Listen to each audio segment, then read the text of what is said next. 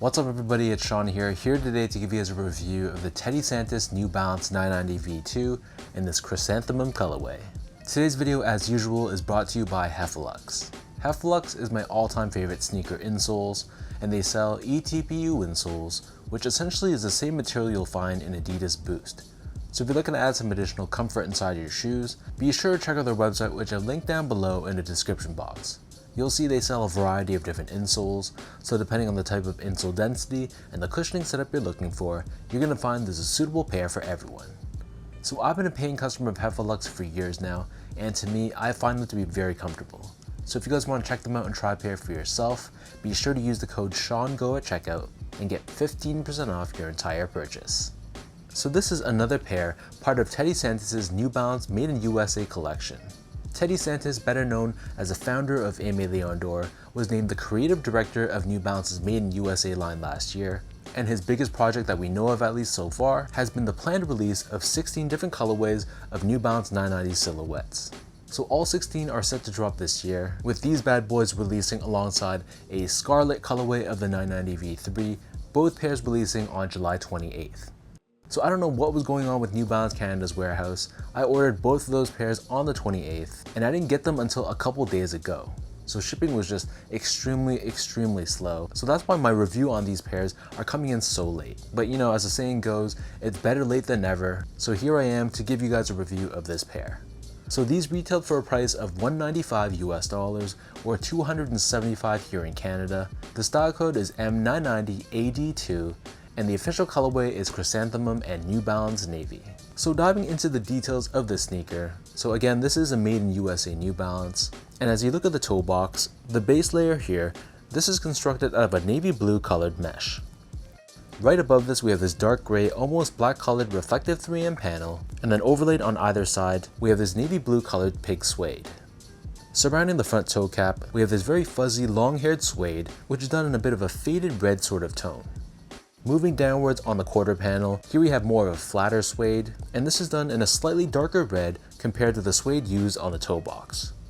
The top two eyelets are done in this navy blue colored TPU, and then the New Balance end logo in the middle, this is constructed out of a navy blue colored suede with a sail or off-white colored leather backing underneath. Moving downwards, you can see more of that navy blue colored mesh that we saw earlier on the toe box, and then beneath this, wrapping around the bottom of the heel, we have more of that hairy suede. And in the middle we have this oval shaped cutout revealing this dark gray reflective panel with USA embroidered across it, and then the top of the heel is covered in a navy blue colored suede. As far as the laces go, so these come with two different lace options. The default lace is a flat style lace in white, but they also give you a secondary pair of navy blue colored laces as well. Underneath this, so the base layer of the tongue is constructed out of that same mesh that we saw earlier on the toe box, but we have the suede overlay on top, which is done in this navy blue color, and we have 990 New Balance and Made in USA embroidered across in white. So the back of the tongue and the interior of this shoe, this is lined in a white colored textile, and there's very minimal padding surrounding this ankle collar area of the shoe. As for the insoles, so these come with a foam padded insole. It's lined in a navy blue colored textile, which they call a synthetic suede, and we have New Balance branding stamped on the heel in white. So the upper of these 990 V2s sits atop this full-length absorbed foam midsole. The midsole is painted in this vintage-looking sail or cream color. We have this sort of sculpted bulbous look towards the back of the shoe, and along the lateral side of the heel, we have visible absorb which protrudes out of the midsole, and this is this navy blue colored hit that you see right here.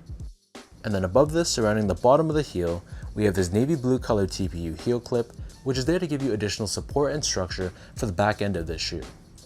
Finally, turning this pair over to the bottom, so the outsole here is constructed out of a black colored rubber along with an accent of navy blue along the forefoot. You can see we have Absorb branding on the forefoot as well, and New Balance branding on the medial side of the heel, and we have this oval shaped cutout with the New Balance end logo in red. So that breaks down the look and the construction of this pair, and for those wondering about sizing, so I'm a true size 10, slightly on the wider side, and historically for past 990 V2s, I always used to stick true to size or a size 10. But for some reason, I feel like with these Teddy Santis New Balance releases, most of the 990 V2s I've been able to get away with going a half size down or a 9.5. I don't know what it is, maybe the tooling has been tweaked or something, but I find that they run a little bit bigger and more roomy than past 990 V2s. So especially if you don't have really wide feet, I definitely would recommend going a half size down.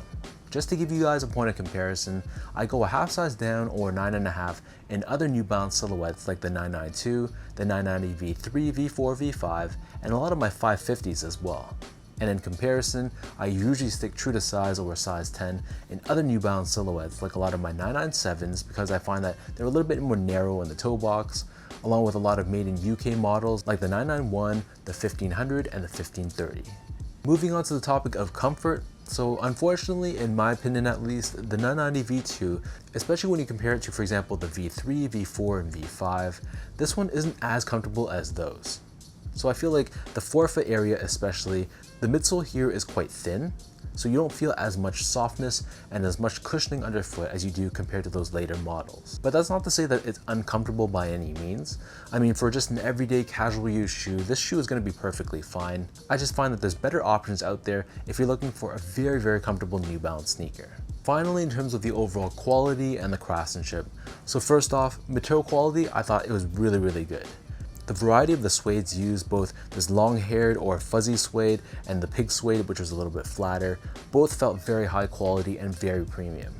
And also in terms of the overall build and the craftsmanship, I thought this pair was very solid. It wasn't flawless by any means, but the issues I had were very minor, a loose thread here, some dried glue there, just very minor things that really didn't make me too upset. So long story short, the overall build, I thought it was solid.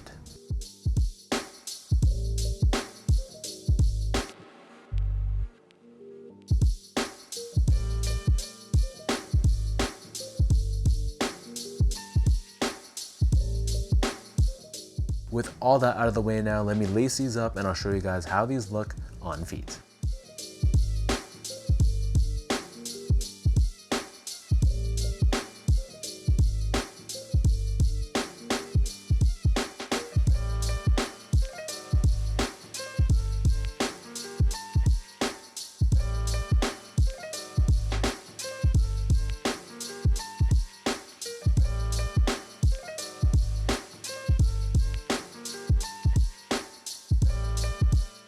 So in terms of the pros of this shoe, I think the quality of the materials is top notch, and I think this colorway in itself is very unique. It's a distinct departure compared to the more neutral tones that the Teddy Santis 16 have been releasing in so far, so in that sense, this pair really stands out in that way. However, on a personal level, I'm not the biggest fan of a red and navy blue combination. This kind of reminds me of the Supreme Dunk Highs that released earlier this year. I also wasn't too big of a fan of that colorway as well, but I could see it working really well on other people's feet. It kind of has a university or collegiate feel to it. But when it comes to me and when it comes to choosing what pairs I actually keep in my collection, because I have so many pairs, I gotta be really particular and really choosy. So unfortunately, I don't think this pair is gonna make the cut. Don't get me wrong though, this is a very nice colorway and more power to you if you guys were able to cop these and you love them. But let me know in the comment section down below what you guys think of this pair. Are you a fan of this blue and red color combination? Did you take an L on these or did you just pass altogether? If you guys like this video, be sure to like, comment, and subscribe to my channel if you haven't yet. You can follow me on Instagram at esco8, check me out on Twitter at sean.go, and visit my website as well at seango.ca. So until next time, thank you so much for watching. Hopefully you guys enjoyed this video and hopefully it helped you in some way. And I'll catch you guys all in my next video.